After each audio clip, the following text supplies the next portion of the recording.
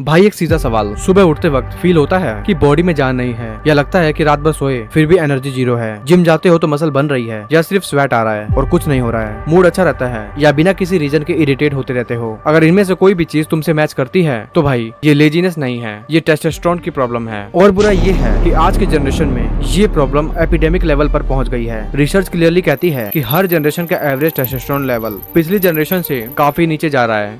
जो लोग 30 साल पहले अराउंड 660 नैनोग्राम डेसीलीटर पर थे, वो आज 450 के आसपास हो गए हैं। ये सिर्फ एक नंबर नहीं है भाई, ये तुम्हारी एनर्जी है, तुम्हारा कॉन्फिडेंस है, तुम्हारी लाइफ की क्वालिटी है। 3 ऐसे साइन जो खुद तुम्हारी बॉडी सिग्नल दे रही है कि तुम्हारा टेस्टोस्टेरोन लेवल लो हो चुका है। तो चलो सबसे पहले जानते हैं कि लो टेस्टोस्टेरोन के साइन क्या होते हैं, जो ज्यादातर लोग इग्नोर कर देते हैं। साइन नंबर 1, फटीग, जो नींद से नहीं जाती। लो टेस्टोस्टेरोन डायरेक्टली लिंक्ड है fatigue, reduce muscle mass, low libido, even obesity के रिस्क के साथ। अगर पूरी रात सोए फिर भी सुबह उठकर थका हुआ फील करते हो, या लेजीनेस है, तो भाई ये लेजीनेस नहीं, ये हार्मोनल इशू हो सकता है। साइन नंबर 2, बेली फैट बढ़ रही है, मसल नहीं बन रहा है। रिसर्च में क्लियरली देखा गया है कि जब बॉडी फैट बढ़ता है, स्पेशली बेली एरिया में, टेस्टोस्टेरोन प्रोडक्शन ड्रॉप होती है, और ये एक विशियस साइकिल है। ज्यादा फैट मतलब कम टेस्टोस्टेरोन, और कम टेस्टोस्टेरोन मतलब ज्यादा fat. Sign number 3, mood swing, focus नहीं रहता और कॉन्फिडेंस लो रहता है। टेस्टोस्टेरोन सिर्फ मसल और सेक्स ड्राइव के लिए नहीं होता, ये डायरेक्टली मूड और कॉग्निटिव फंक्शन को भी रेगुलेट करता है। इसका लेवल ड्रॉप हुआ कि कंसंट्रेशन चला जाता है। अब आते हैं मेन चीज पर, ये 5 मेथड जो एक्चुअली वर्क करते हैं और तुम्हारा टेस्टोस्टेरोन को बूस्ट करने में हेल्प करेंगे।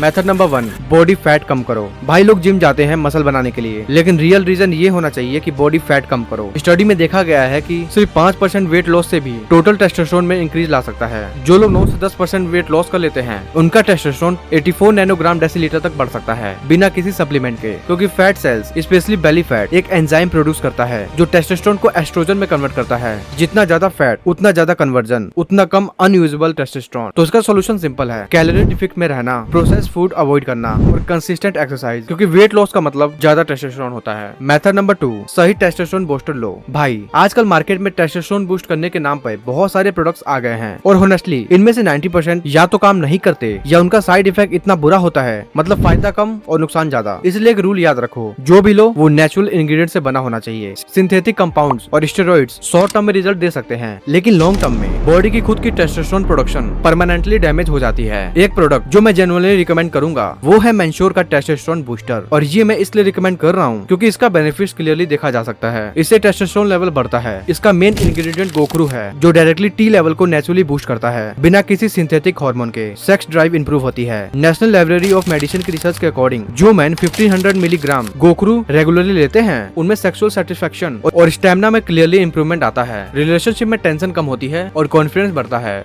बोन डेंसिटी स्ट्रॉन्ग होती है। टेस्टोस्टेरोन और बोन हेल्थ डायरेक्टली कनेक्टेड है। जब टी लेवल बढ़ता है तो बोन्स भी स्ट्रॉन्गर होने लगती है। लॉन्ग टर्म में ये बहुत इंपॉर्टेंट है। इम्यूनिटी इंप्रूव होती है। सफेद मूसली जो इसका दूसरा की इंग्रेडिएंट है, बॉडी को अंदर से स्ट्रेंथन करता है। बीमार कम पड़ोगे और रिकवरी भी फास्ट होगी। हेयर फॉल कम होगा। लो टेस्टोस्टेरोन एक मेजर रीजन है हेयर फॉल का। जब लेवल्स नॉर्मलाइज होते हैं तो हेयर फॉल ऑटोमेटिकली रिड्यूस होने लगता है। एनर्जी और मसल ग्रोथ, सफेद मूसली मसल ग्रोथ में सपोर्ट करती है और ओवरऑल एनर्जी लेवल इंप्रूव होती है। जिम में रिजल्ट ज्यादा फास्ट आने लगता है। भाई ये सब बेनिफिट एक ही में मिल रहा है, और वो भी कम्प्लीटली नेचुरल इंग्रेडिएंट, कोई साइड इफेक्ट नहीं, कोई रिस्क नहीं। इस प्रोडक्ट की लिंक मैंने डिस्क्रिप्शन में और पिन कमेंट में दे दी है, एक बार जाके चेकआउट जरूर करना। मेथड नंबर 3, ओमेगा 3 और विटामिन D3 लो। एक 2020 की स्टडी में देखा गया है कि जो मैन रोज 3300 IU विटामिन D3 लेता है पूरे 1 साल तक, उनका टेस्टोस्टेरोन 20% तक बढ़ता है, स्पेशली उनमें जो पहले से लो लेवल पर थे। और ओमेगा 3 फैटी एसिड्स ये टेस्टोस्टेरोन बूस्ट करने में क्रूशियल रोल प्ले करता है। भाई इंडिया में सन तो बहुत आता है, तो सुबह या शाम 20 से 25 मिनट की डायरेक्टली सनलाइट लो। विंटर में अगर धूप ना मिले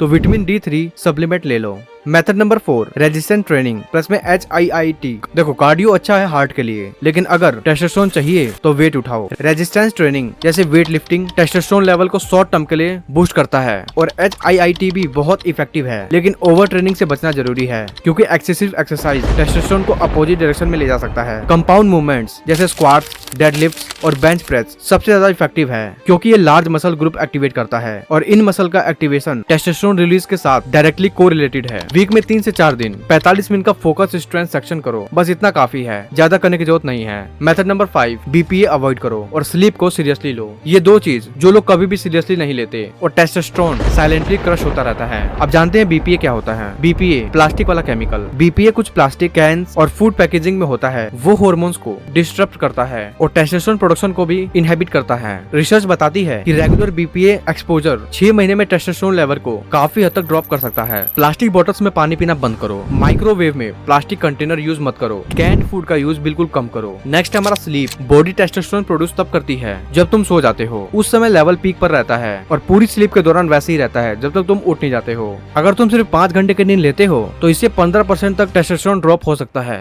मतलब भाई, नींद में कॉम्प्रोमाइज करते हो तो सारी मेहनत और सप्लीमेंट वेस्ट हो जाते हैं। 7 से 8 घंटे की क्वालिटी स्लीप लेना कंपल्सरी है। तो भाई, ये पांचों मेथड्स एक दूसरे के साथ काम करते हैं। अकेले एक मेथड से रिजल्ट नहीं आएगा, लेकिन सब साथ में फॉलो करो 60 से 90 दिन तक, तो डिफरेंस खुद फील करोगे। और हाँ, टेस्टोस्टेरोन कोई मैजिक नहीं है, ये बायोलॉजी है और बायोलॉजी अपने रूल्स फॉलो करते हैं। तुम भी ये रूल्स फॉलो करो, रिजल्ट जरूर आएगा। और हाँ, अगर वीडियो पसंद है तो वीडियो को लाइक करो। अगर चैनल को अब तक सब्सक्राइब नहीं किया है तो अभी सब्सक्राइब कर लो। मिलते हैं नेक्स्ट वीडियो में। जय हिंद।